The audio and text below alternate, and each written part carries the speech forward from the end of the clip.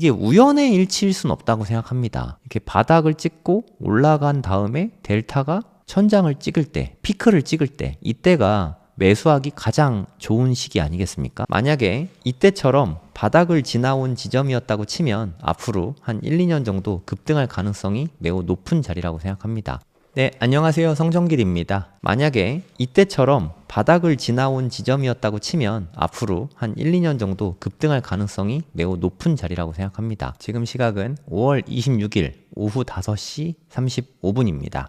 어저께 비트코인 좀 빠졌죠. 네, 한 3일 전에 빠졌다가 지금 반등 하나 했더니 또 약간 조정받고 있죠. 네, 비트코인은 비실비실 되고 있고요. 코스피는 뭐 역대급이죠. 8,100포인트도 넘어섰고요. 특히 SK 하이닉스가 장난 아니더라고요. 네, SK 하이닉스가 200만원도 넘었죠. 이제 한 주에 200만원.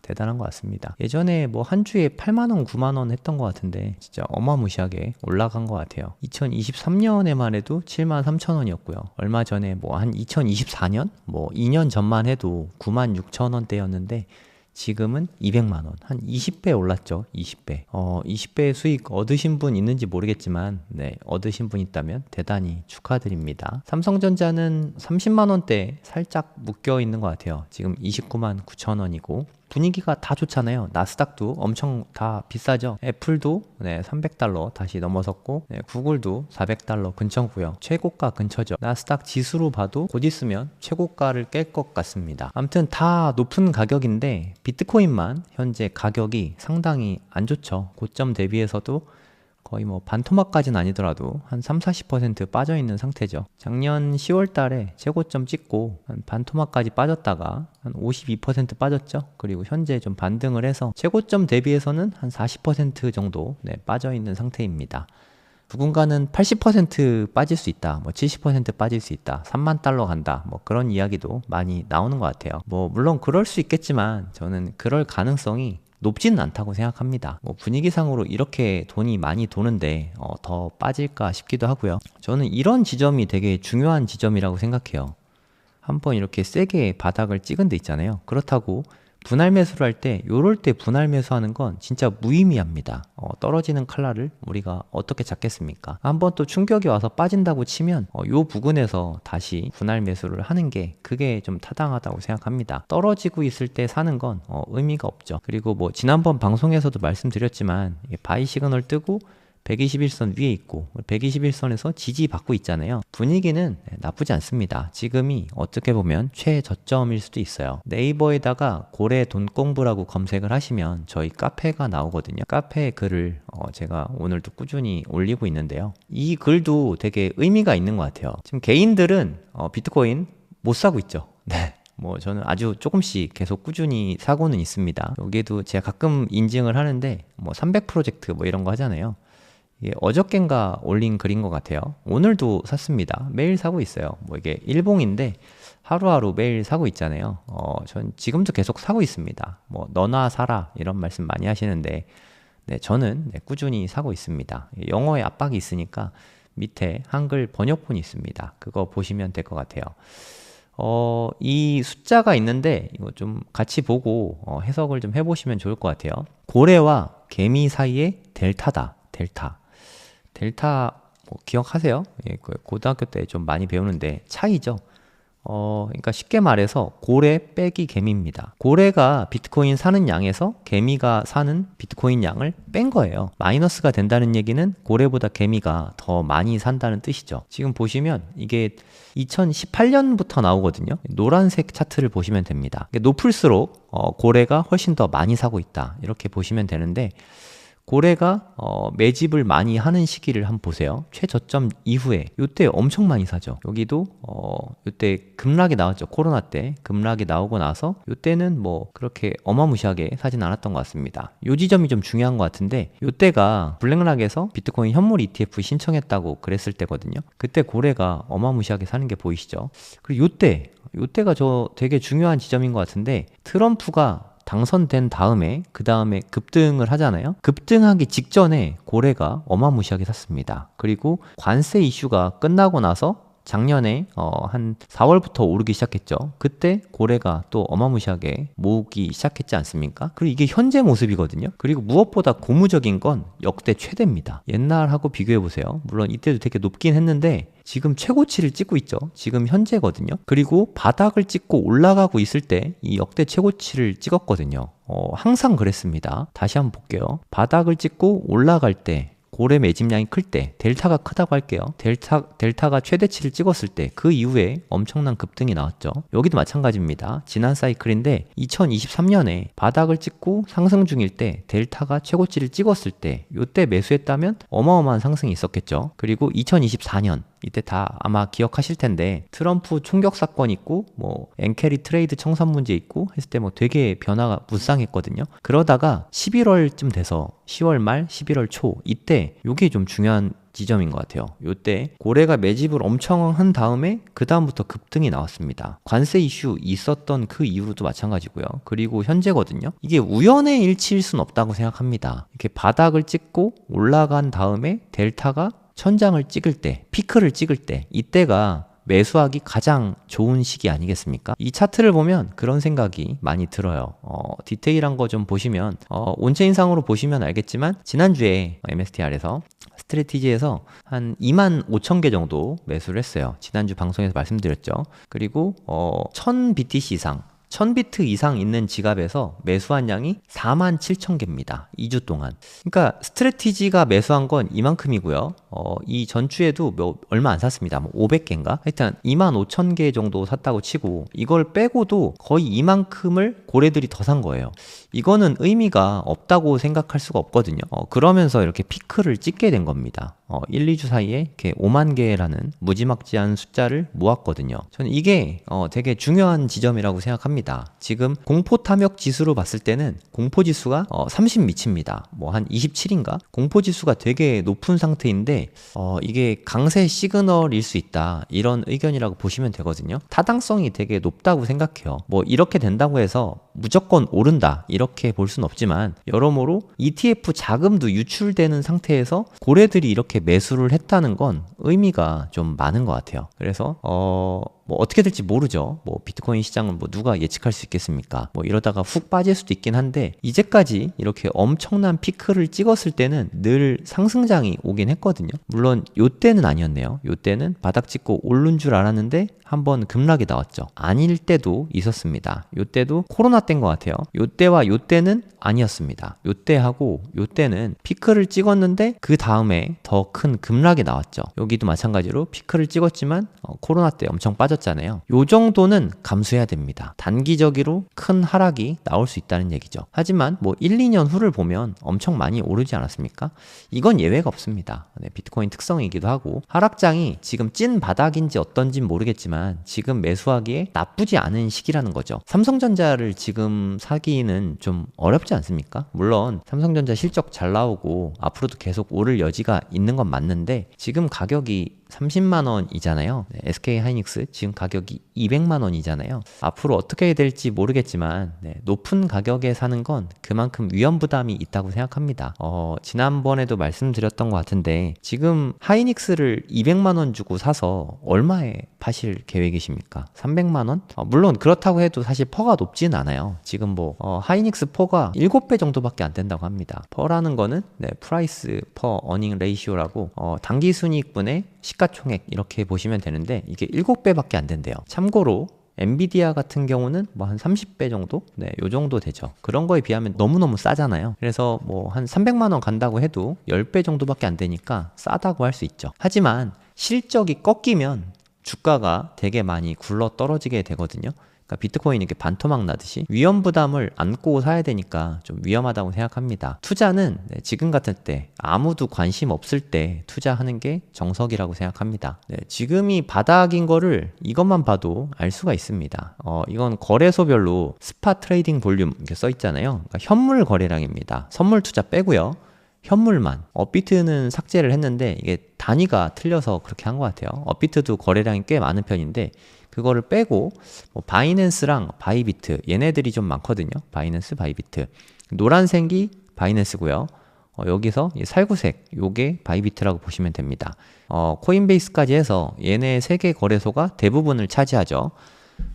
현물 거래량이 많았을 때는 333빌리언 정도였거든요. 근데 지금은 다 합쳤을 때 34빌리언밖에 안 됩니다. 그러니까 10분의 1로 줄어들었죠. 엄청나게 크게 줄어들었어요. 고점 대비해서 요때 대비해서도 한 80%가 줄어들었습니다.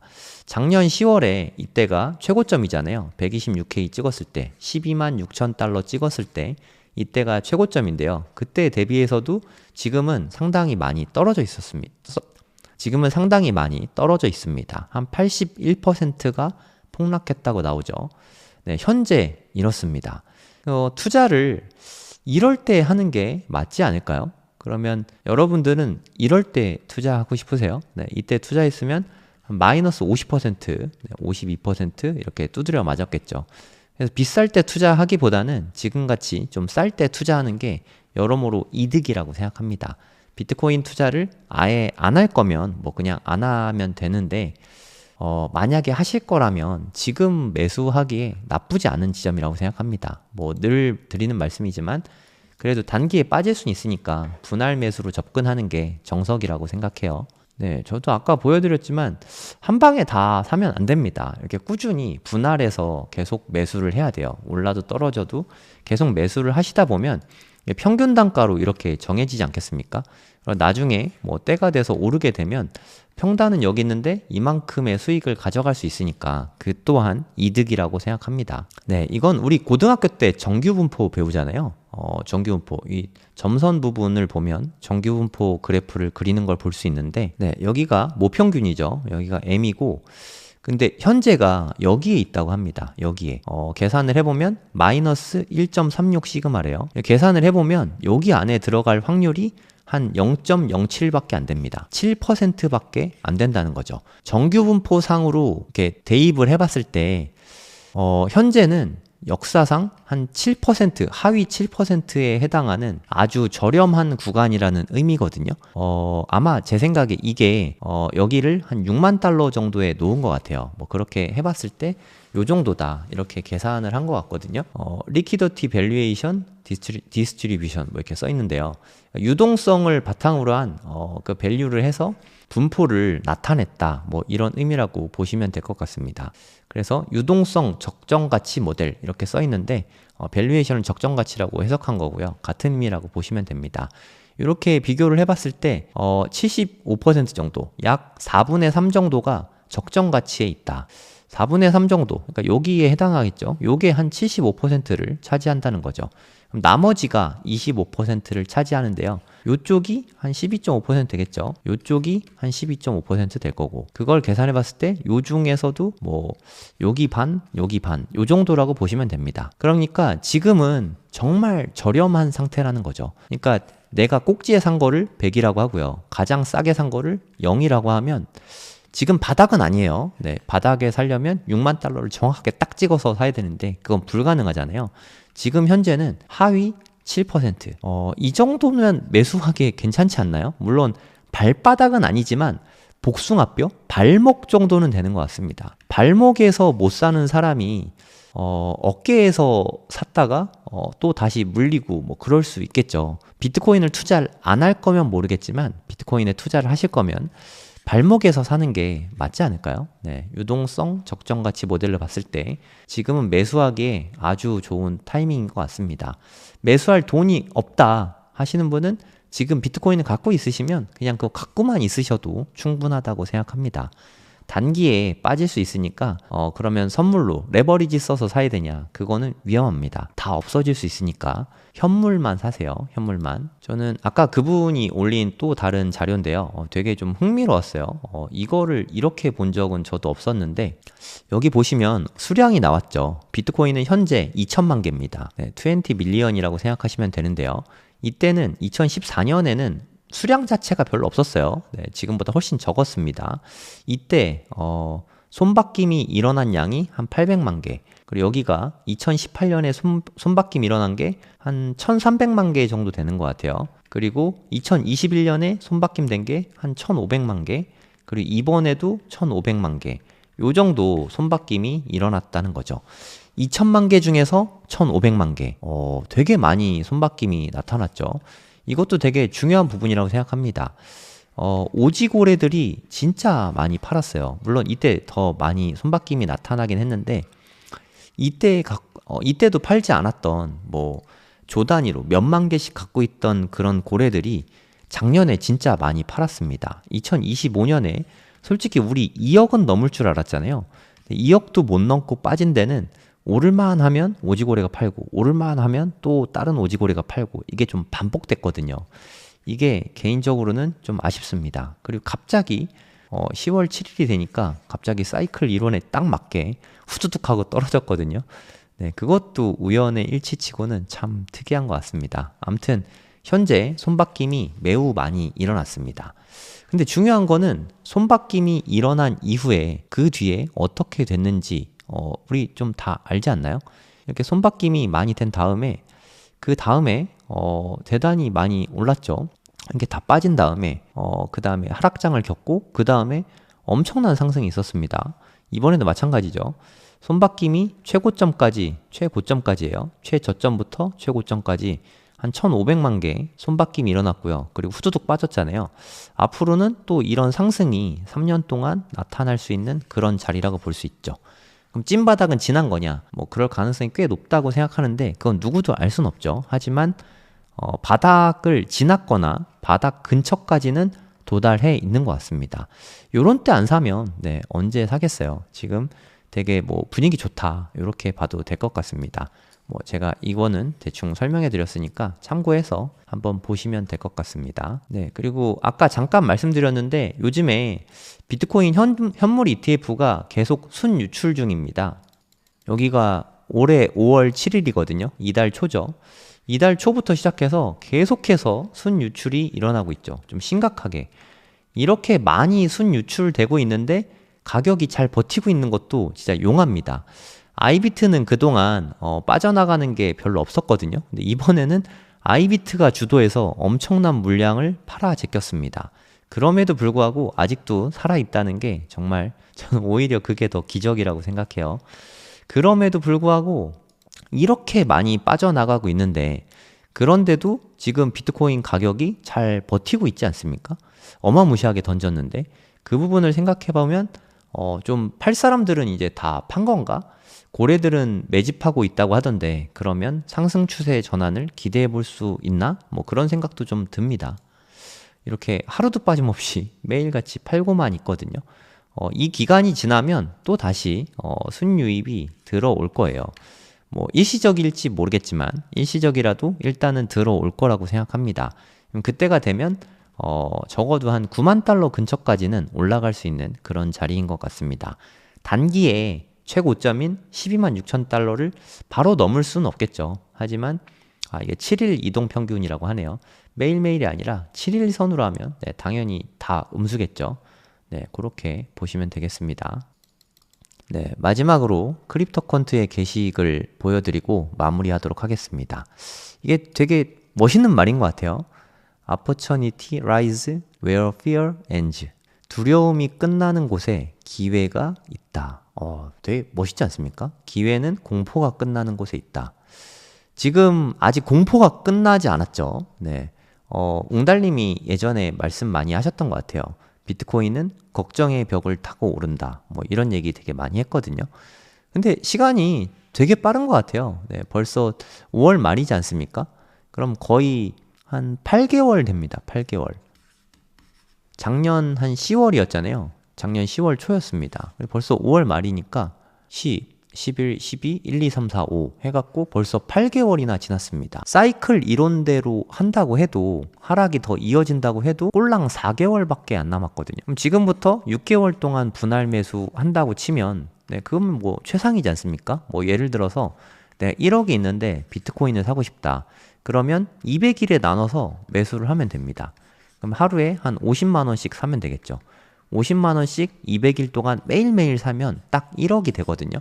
1비트가 약간 안 되긴 하겠지만 부족한 건 나중에 채우면 되니까 지금부터 비트코인을 분할 매수하기에 아주 최적의 시기라고 생각합니다. 때마침 82,000달러 찍었다가 한 74,000달러까지 그리고 지금 현재 76,000까지 지금 좀 빠졌잖아요. 76,070 몇, 76,746달러 뭐 이렇게 되는데 업비트 가격으로는 한 1억 1천만 원 정도 되는 것 같습니다. 지금 가격 나쁘지 않으니까 비트코인 모으실 분들은 지금부터 분할해서 모으기에 아주 좋은 자리라고 생각합니다. 네, 오늘은 여기까지 할게요. 네, 채팅 조금 하고 마무리하도록 하겠습니다. 그러니까요, 고래들이 롱 물량은 모르겠고 현물을 좀 많이 모으고 있더라고요. 비트가 오를 모멘텀은 그냥 때 되면 오르는 것 같습니다. 네, 한번 쭉 빠진 다음에 대체로는 그냥 빠졌으면 오르는 것 같아요. 네, 한 파 더 빠질 수 있습니다. 네, 저도 동의하고요. 근데 그거 우리가 알 수가 없으니까 분할 매수하는 게 적당한 것 같습니다. 용가리 스웨트님은 불가능하잖아요. 그렇게 하면 정말 최고인데 작년 10월에 비트 팔고 하이닉스 샀다가 지금 비트 사고 이러면 딱인데 그게 네, 되겠습니까? 네, 당연히 안 되죠. 망한 비트코인을 사라니 에라이. 망한 거 사야 돼요. 네, 잘 되는 거 사면 나중에 내가 망합니다. 망한 거를 망하고 난 다음에 사면 좋죠. 사기는 제가 금전적인 이득을 취할 수 있을 때 사기잖아요. 네, 여러분들이 비트코인을 사신다고 저한테 무슨 금전적인 이득이 있겠습니까? 사기에 대해서 공부를 하시면 좋을 것 같습니다. 네, 마빌크님 감사합니다. 기간 매수세 팍 줄었어요. 네, 저는 되게 놀라운 게 기간 매수세가 팍 줄었는데 1000비트 이상 매수한 세력이 엄청 많거든요. ETF 자금도 아니라는 의미거든요. 저는 이게 되게 의미가 있다고 생각합니다. ETF 자금이 아닌데 이렇게까지 많이 샀다는 거죠. 물론 스트래티지가 반 정도는 산 것 같고 나머지 반은 네, 누가 샀을까요? 네, 이게 저는 좀 궁금합니다. 네, 오늘 여기까지 하도록 하겠습니다.